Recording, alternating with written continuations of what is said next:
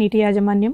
ఎందుకంటే అధిక ఉష్ణోగ్రతలు ఉంటాయి కాబట్టి ఎక్కువగా ముఖ్యంగా చలక టైప్ ఆఫ్ నేలల్లో, ఎక్కువగా తేలికపాటి నీళ్ళల్లో నీరు అనేది తొందరగా ఆవిరైపోవడము, ఉష్ణోగ్రతలు ఎక్కువగా ఉంటుంది కాబట్టి తొందరగా ఆవిరైపోవడము, తొందరగా మొక్క బెట్టకు గురి కావడం అనేది గమనిస్తూ ఉంటాం. కాబట్టి ముఖ్యంగా ఈ కూరగాయల సాగులో నీటి యాజమాన్యం అనేది చాలా ముఖ్యమైన అంశము. 2 నుంచి 3 రోజుల వ్యవధిలో, అంటే మనకు నేలలో తేమను అనుసరించి మనం నీటి తడులను అందించుకోవడం అనేది చేయాలి.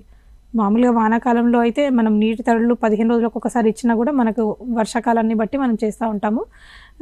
యాసంగిలో కూడా మనకి ఉష్ణోగ్రతలు తక్కువగా ఉంటాయి కాబట్టి మనకు అప్పుడు కూడా ఒక 10 రోజులకు ఒకసారి కానీ 12 రోజులకు ఒకసారి కానీ నీటి తడులు ఇస్తాం.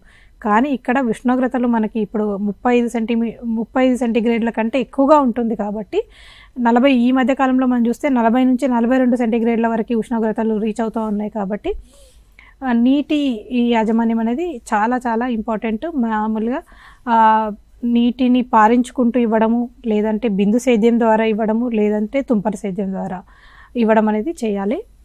ఒకవేళ తుంపర సేద్యం ద్వారా నీరును అందించినట్టయితే ముఖ్యంగా ఫ్లవరింగ్ కంటే, పూత దశ కంటే ముందుగానే ఈ తుంపర సేద్యం పద్ధతిలో నీరును అందించడం అనేది చేయాలి.